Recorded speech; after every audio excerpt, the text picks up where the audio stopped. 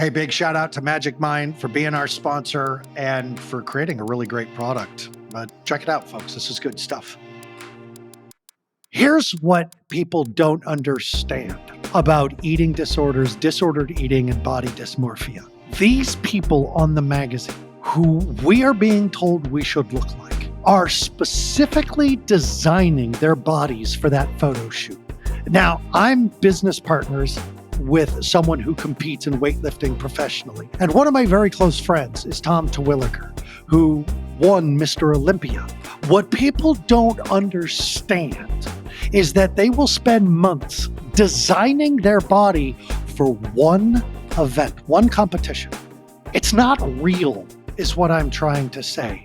But yet, as our expert, Ilona Phillips, she's here with us. We're going to talk about eating disorders. We're going to talk about disordered eating. We're going to talk about body dysmorphia, not just in girls. We're going to talk about it with boys. We're going to talk about it because it needs to be discussed. So welcome to another episode of Beyond Risk and Back. Thank you for being here. Let's jump into why won't they eat? Ilona, what is going on here? What is this? Thank you. I'm so happy to be here.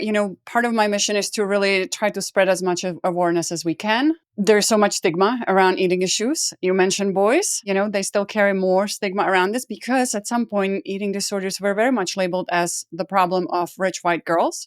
My practice will show you otherwise, right? We have plenty of diversity on our caseloads when treating patients with eating disorders, and that includes men and boys. We got to talk about it. And, you started with bodybuilding. This is rough. This takes a lot of sacrifice and a lot of unhealthy behaviors. Let's face it. I mean, we were not born to chisel our bodies and change our bodies for competitions and other things. But I understand. And I have worked with Division I athletes, right? And I see this in certain sports, but we've also come a long way. We have coaches and educators who now know a lot more today about eating disorders, disordered eating, warning signs, all of these things. So we have made a lot of progress and we still have a long way to go. Let's start with that one then, because you talked about we weren't designed to look like that. So my question now is, what are we designed to look like?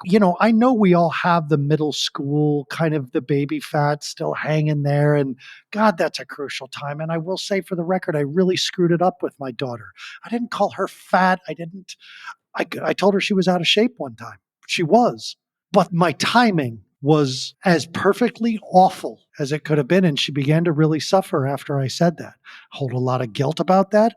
But what are we supposed to look like?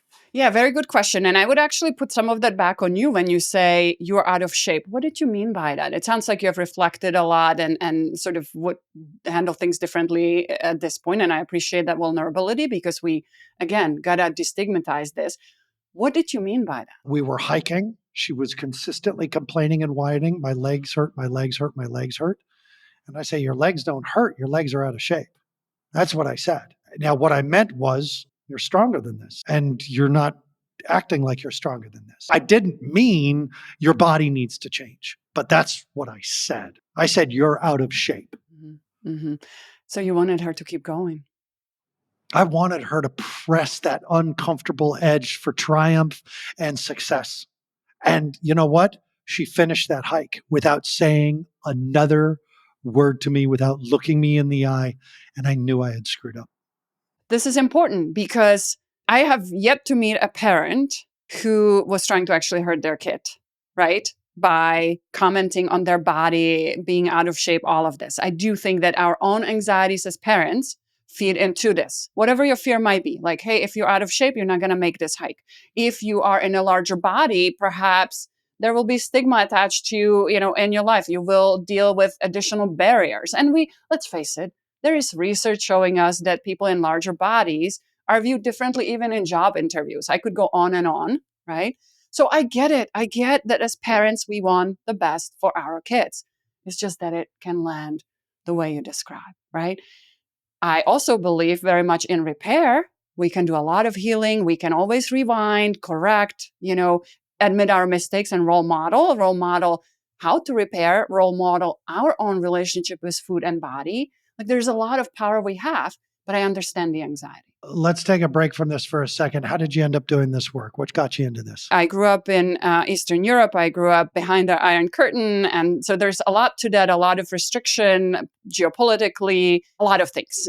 Also, it meant no access to mental health care. I mean, I think that US certainly leads the way, always has, right? And even Eastern Europe has come a long way since. But my father was shot and nearly died. And shortly after that, my sister actually developed an eating disorder. And there was no access to certainly at that point, no internet for one, and two, no access to mental health care. And so, I didn't know it then. I actually was in high school and I believe I would be a lawyer one day, yada, yada, and then ended up actually jobless and ultimately ended up in US, went to school here, grad school, yada, yada. I actually wanted to still be a lawyer when I was here in US, but then I had a couple of psychology classes that just changed my world. And so, in my field, we often joke, right, that we are in this usually to do our own healing or healing for someone else. So here I am. I also come from a family like my father, my grandfather died of alcoholism. So, I mean, take your pick. Why am I here? And there's also a lot of crossover between addictions, eating issues oftentimes. And I love it. I have loved it for over a couple of decades, and it's definitely the right path for me.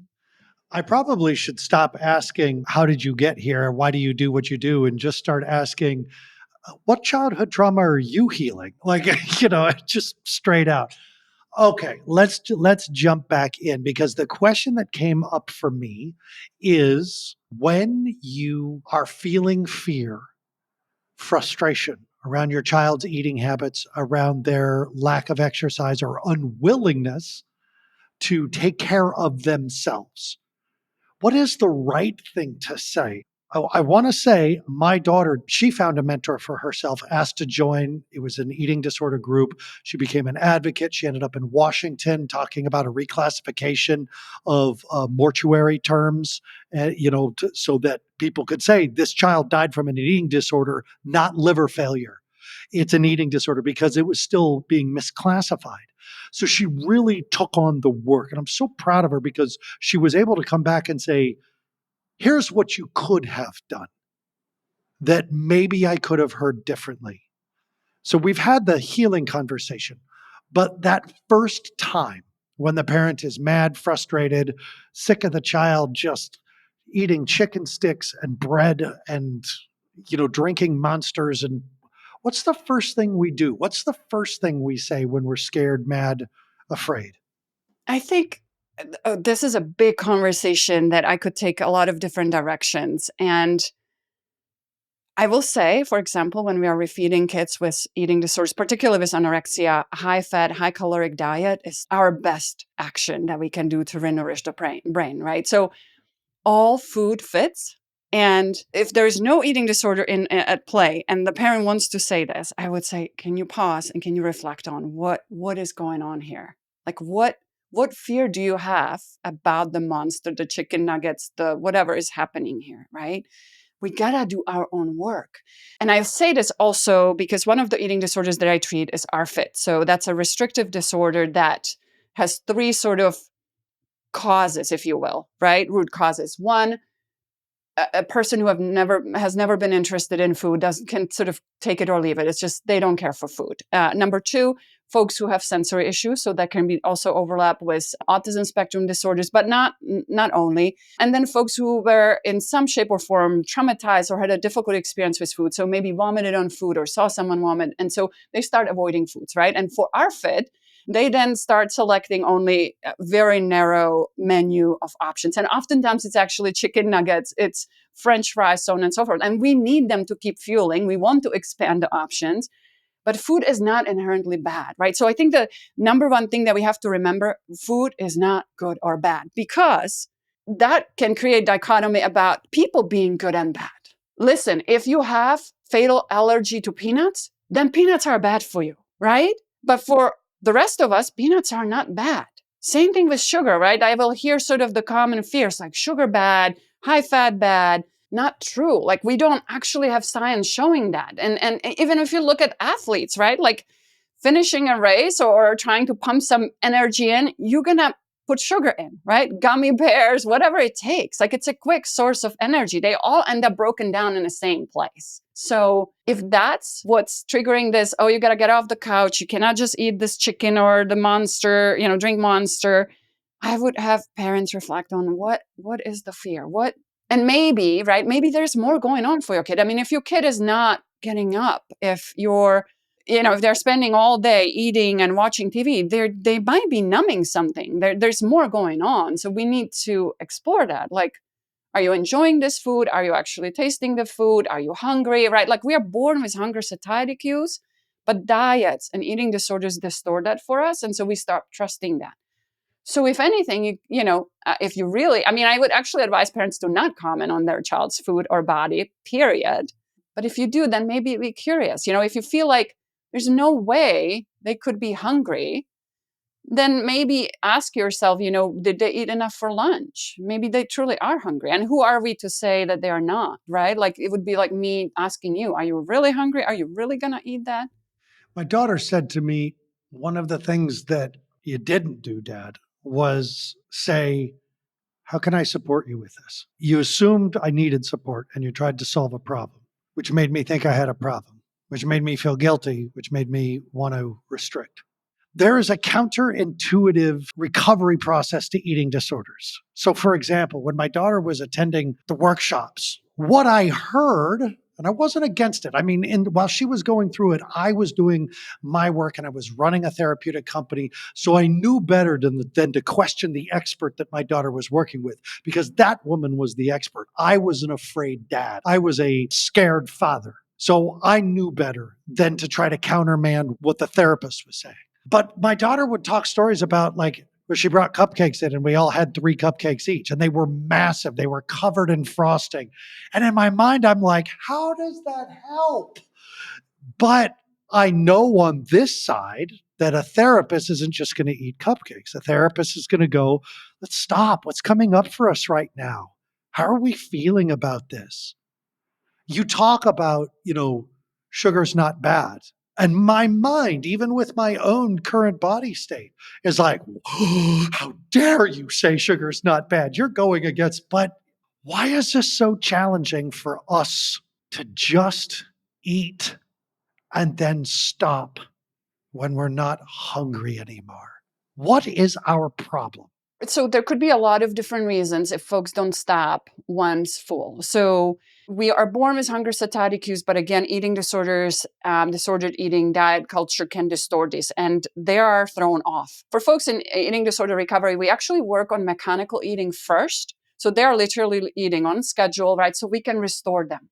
Sometimes parents ask me, what about mindful eating, right? We can throw that in. But if you don't have hunger satiety cues intact, telling you when you're hungry, when you're full, or maybe aside from the extremes, like I'm starved and I'm really over full, then we got to restore them first. I'll tell you this, that at minimum, I tell folks, I'm not a nutritionist, I work with them, but I'm not one. At minimum in recovery, we want to eat every 3 to 4 hours to stabilize fueling. It doesn't matter what the eating disorder is. It doesn't matter if it's anorexia, binge eating, bulimia. You want to stabilize the intake. You want to get on an even keel, nothing up and down, right? What you described sometimes could be part of binge eating. And with binge eating, I think this comes as a surprise to many folks. There's still some sort of restriction. If you dig deep, you will find out that that person maybe has myths about food and they are trying to restrict during the day. And then they come home and they're starved. Who would not binge when starved, right? So I always tell, even with binge eating disorder, I say, how did you feel? What did you eat every 3 to 4 hours? How stabilized has your intake been? Because not only are we throwing off hunger satiety cues, we're also throwing off appetite, hormones. There's a lot that happens in the body, right? And it's sort of any up and down is difficult to deal with, certainly when it comes to intake. There's a lot of online forums for teenagers that tend to support eating disorders and disordered eating. You would think that that's kind of a phenomena, except it's also there for cutting. It's sure and self-harm. It's certainly there for the marijuana culture. I'm sorry, the cannabis culture. So let's talk about these online? How do we talk to our kids about those online support groups that are saying, this isn't hurting anybody else. And if you do it well and if you do it right, don't worry, you'll just look good.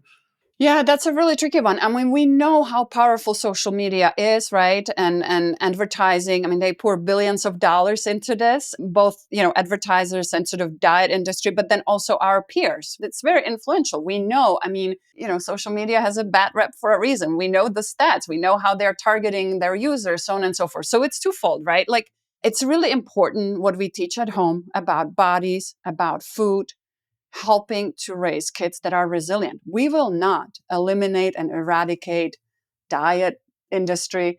We will not eradicate social media, right?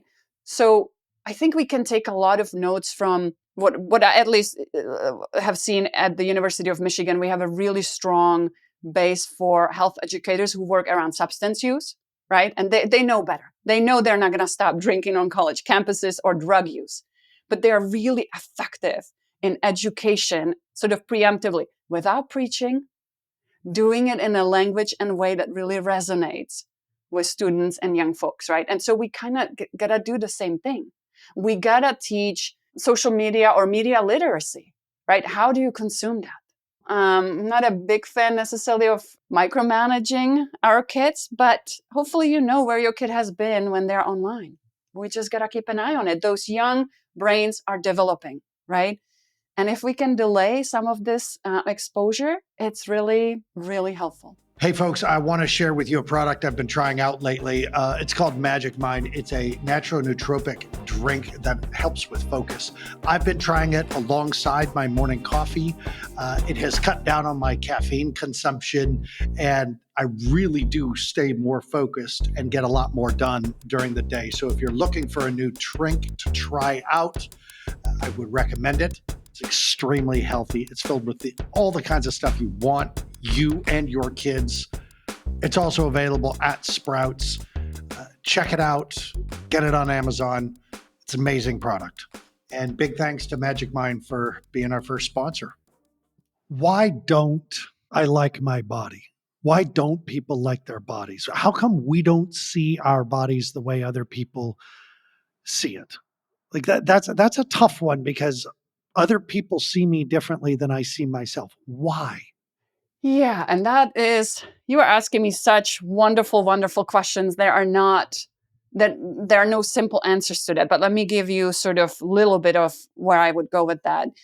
And that is certainly when there's a full-blown eating disorder, like anorexia, we know someone with anorexia will look in a mirror and see totally something different than there is. And so it's no secret that sometimes part of the treatment are low-dose antipsychotics. You literally are seeing things that are not there, right?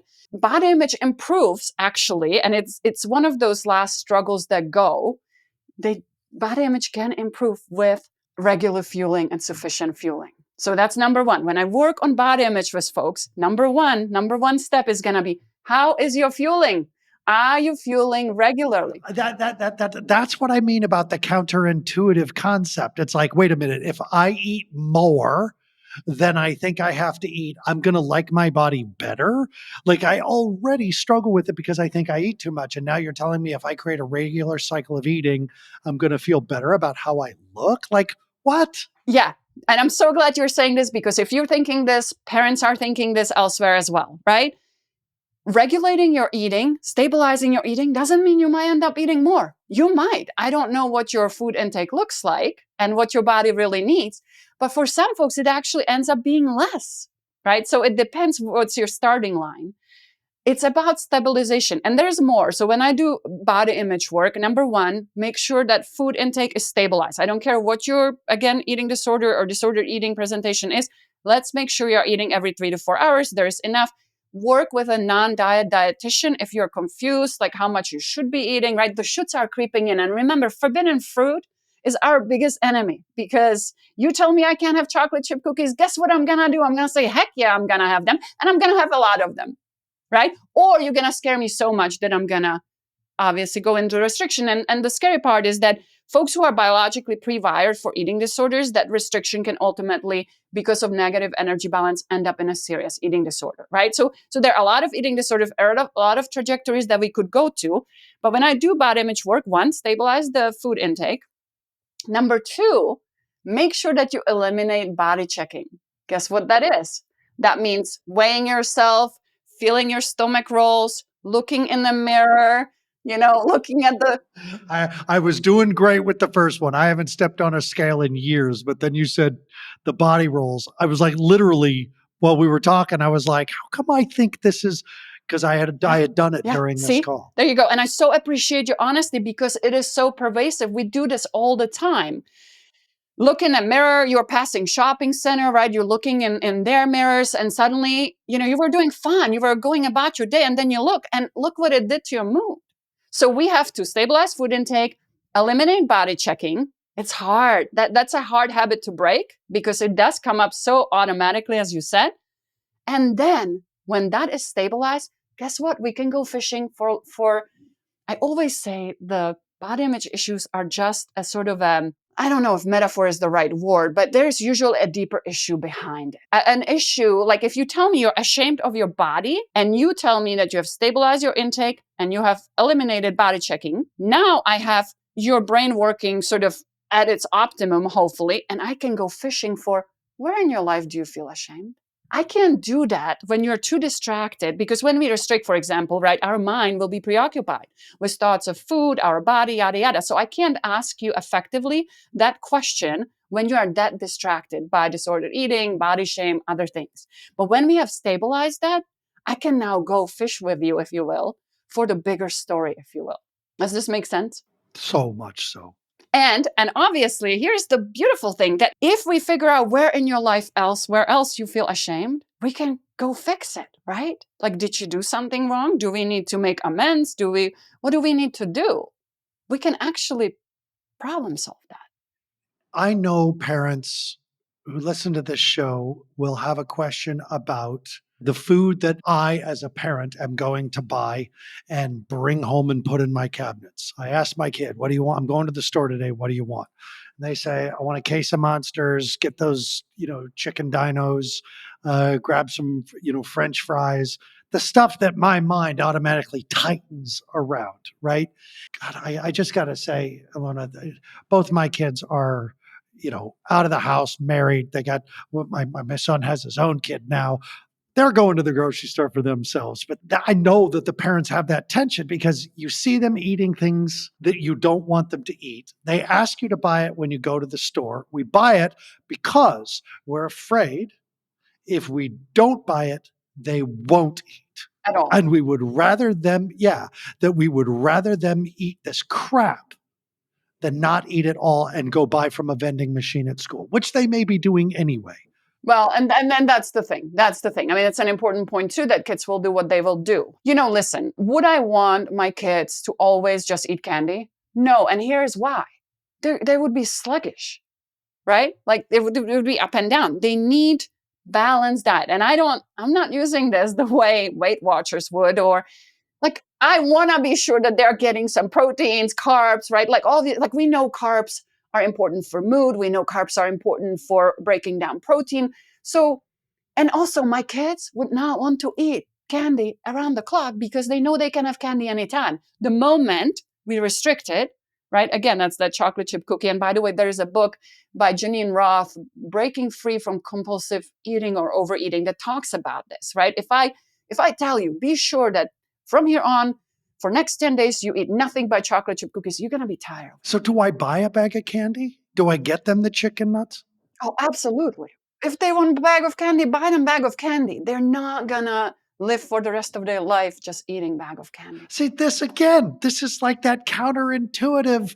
No, you got to control the cabinets. You got to make sure you only buy organic food. You got to blah, blah, blah. And they go to school and they raid the machine. They will steal money out of your purse and raid the candy machine at school because obviously if they didn't eat breakfast and they didn't eat lunch and they raid the candy machine, their body's going to be craving the high sugar because they need the energy and the carbs and blah. And so that's the chemistry of the ease that begins to take over. That's right. Exactly. And you bringing an important point. I remember last year a kid in one of my kids' classroom buying chocolate from her because he couldn't have it at home.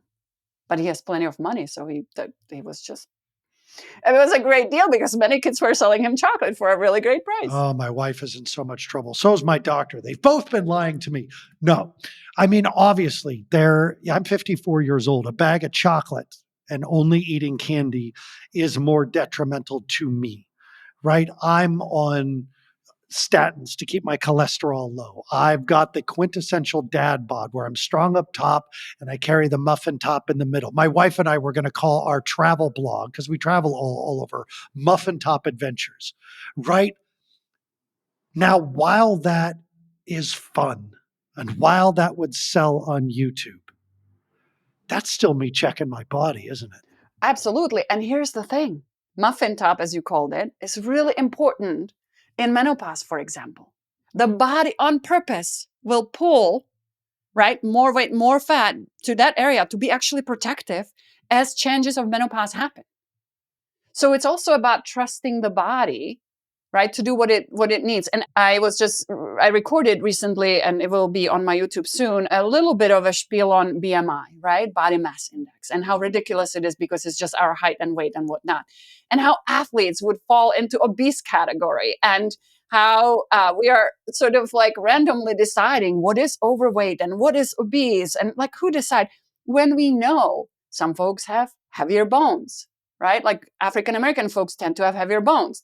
That means their weight goes higher, but we have no correlation to health impact in a negative way. We certainly, though, know that, right, if there's an eating disorder, and certainly anorexia, folks can die of these disorders, right? The heart suffers. Folks with anorexia often have high cholesterol, which is hyperlipidemia. And if you have an uneducated provider, they could say, well, you got to cut out high-fat things. That would be the worst thing you can do. And I understand what I'm talking about, that some of these are extremes, right? But we really have to question, where did we learn these myths? What is that really true? And you were talking about muffin top and whatnot, right? Like sometimes folks gain weight in the midsection because of stress. So like that's also an opportunity to reflect. Like if your life is full of cortisol everywhere, that's a whole different level of work. So the BMI is bullshit. Yeah, it was developed in Europe in like 1830, and it was just a statistical measure for white men in France and England. It was just it's basically height divided by weight, whatever. But it measures nothing. It doesn't tell you anything about somebody's health. I mean, Tom Brady is overweight. I don't know. I mean, listen, I don't know anything about his health, but I'm assuming, he's pretty active, right? He probably has good medical care, all of these. So I would not assume that he's unhealthy, even though he's overweight because of BMI. So, that's what I'm saying. We can't simplify. Yeah, but now we're sitting here talking like this, and obviously this is the intellectual way, and obviously we are dealing with parents, teachers, and clinicians listening to the show who know this stuff. I know this stuff. I ran a treatment facility. We had a nutrition program for kids. We dealt with kids with disordered eating. My own body dysmorphia through the years, and in the gym and out of the gym for an injury, and having martial arts and out of martial arts for an injury, and the constant stress. And now I'm going to do keto, and now I'm going to do this because I want to live to be 120 years old. So somewhere within all of this was a good idea. Somewhere in the BMI, somewhere in all this is a good idea. But it keeps leading us down these roads to misery and dysmorphia and a psychosis around how we think we look. Like I saw a picture on Reddit the other day of a woman who is suffering brutally from anorexia. She is a walking skeleton with skin, and she's in treatment. And you just look at it, how did you get there? And the same thing that people who are experiencing extreme obesity, how did you get there? Because and they both talk about it. It's like one day I just woke up and realized it had gone too far. And it's like, so the whole time you were asleep? And the answer is yeah. So what do we do? What do we do? How do we start this conversation with our kids, with ourselves, that really brings us home to our bodies, that we say, are you awake or are you sleepwalking through eating? A lot of things here. I will say that for anorexia in particular, we also know that asanosha is part of it, which means you do not know how sick you are. So unfortunately, someone who's anorexia will not know how ill they are. And so that's where actually... Is that true with extreme obesity as well? When we're in the 400s Yeah, I and wouldn't say that. I 350s think and that stuff? so I don't see it with folks that are in the obese category, the same sort of experience. But what I think is really important, number one, is to underscore that nature and nurture matter, right? How is the environment responding to it? What are our genetics? Is there history of trauma?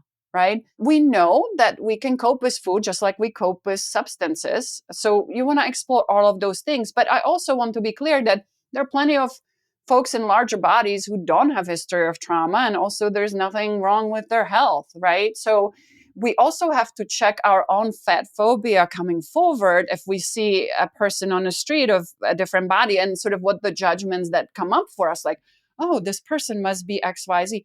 I don't know that. Let's focus on, I wonder what their life journey has been, or I wonder what their pain points are, or what their joys are, right? Like, let's go back to the human connection, if you will. I know that sounds a little bit hokey, but generally, and I mean, listen, I don't do Jungian psychoanalysis, right? But Jung talks about shadow work and how we project our own fears, right? And so if I was taught that fat is bad and that fat means that my life will be miserable or whatever, I will be projecting that onto others.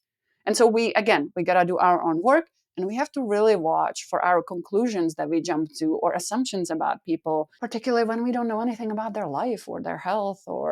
And at a very basic level, I don't care what size you are.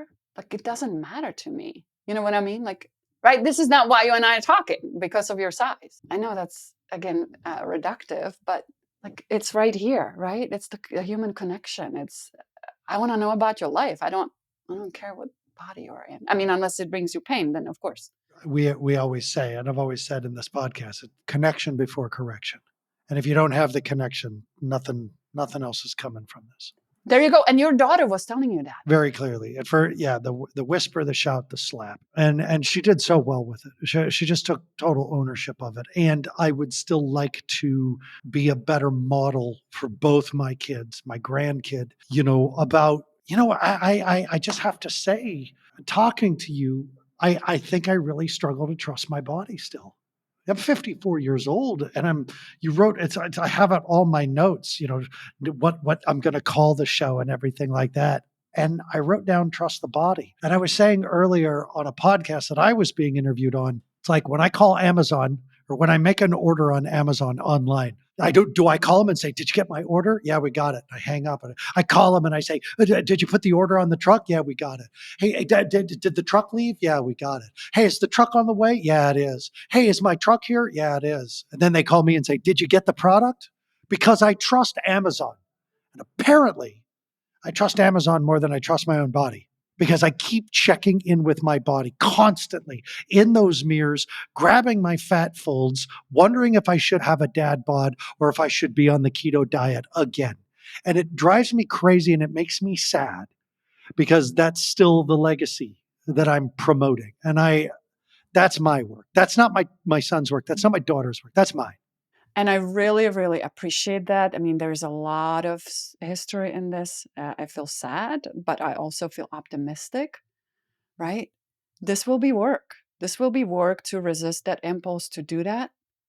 And listen, sometimes folks say, I can't love my body. And listen, I want to also emphasize, when we say trust your body, it can be hard because folks have histories of trauma.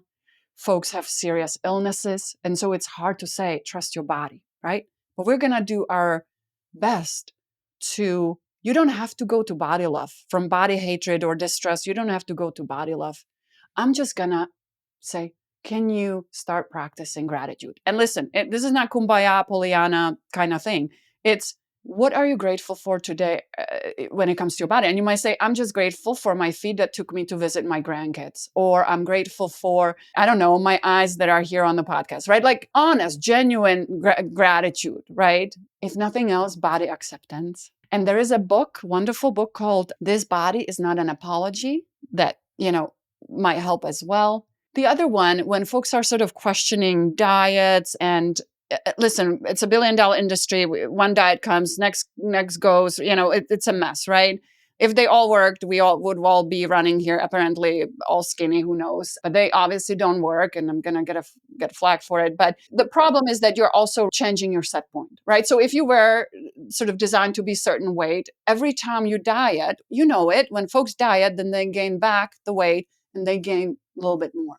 They're resetting what we call their set point. So it's such a conundrum, and it's all, I know this is a strong word, but it's basically abusive toward our body. It's like, would you try to change the size of your foot?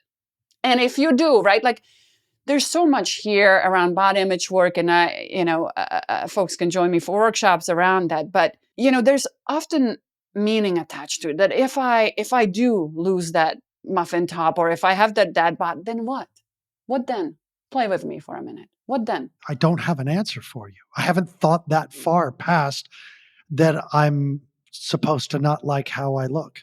I think if I sit with it, I think that part of the dad bod, that if I was to lose it, it means I'm less stressed. It means I'm, visiting the gym regularly, which I haven't been. I have a back injury right now that I've been dealing with, which makes me feel ashamed because the gym is my primary stress reduction and my go-to morning thing. And it's been months because I'm hurt.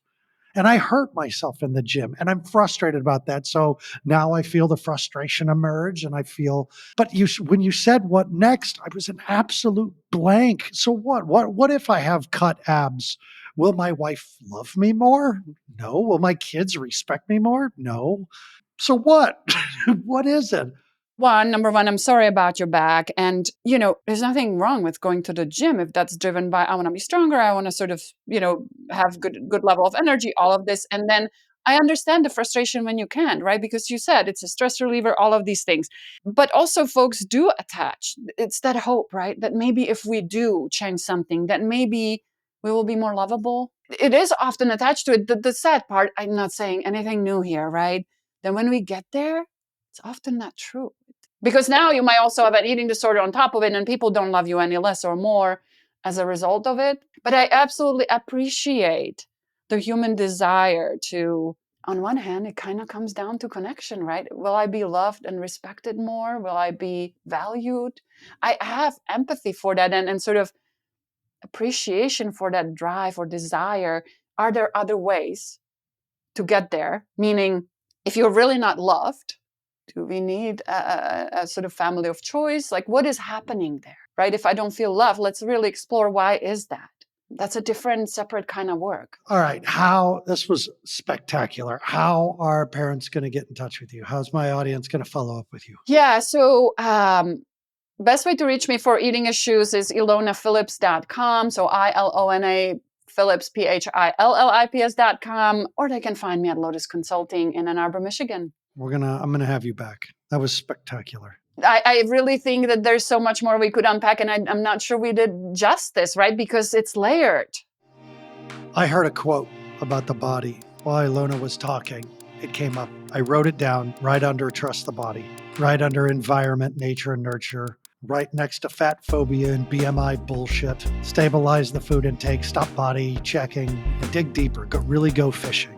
I wrote down a quote I had heard a while back because what she was saying, the golden thread, folks, that I heard her say fit this quote. And the quote is this: you can't hate your body into something you love. That's a big one because we try. We really try. I don't go to the gym because I hate my body. I go to the gym because I love myself. And I want to believe, and I hope that every time I've tried a diet or listened to my doctor and cut out this food and added this food, because I have high cholesterol. I'm 54 years old. I have a genetic thing around the cholesterol, and I gotta watch it. I'm on a statin. I take something that doesn't let the cholesterol, it absorbs the cholesterol or doesn't let my body absorb. I'm on another pill. But I don't hate my body. I don't trust my body. That's the realization, is that there's the line. And if your kid is struggling, if you're struggling, first focus on your own struggle first, because kids who have parents who focus on their struggles and not their own, guess what your kids grow up and do? They focus on other people's struggles and not their own. That's monkey see, monkey do right there. And we know this, parents. That's every single show. But really, our first job is to find the line. Where did this really start? It didn't start with the monster drinks and the bag of chocolate. That's where it ended. Where does it start? And you know what you're going to find down there. And that's why we avoid actually having that conversation. That's the scary one. That's when we're talking about the abandonment, the abuse, the assault, the addiction. Those are scary, and we know that. Parents, definitely follow up on her website. I'm going to say her website again, Ilona Phillips, ILONAPHILLIPS.com. Go to her website, follow up with her. And if any time we've needed to say this, it's at this show, because we say this every show. Take care of yourselves first, your adult relationship second, and your children third, because that's how you're going to do your best work with your children. Big love to Deepen Productions for making the show sound good, and I'll see you next week on Beyond Risk and Back. Big thanks to Magic Mind for sponsoring this episode of Beyond Risk and Back. I really like the stuff. You got to check it out.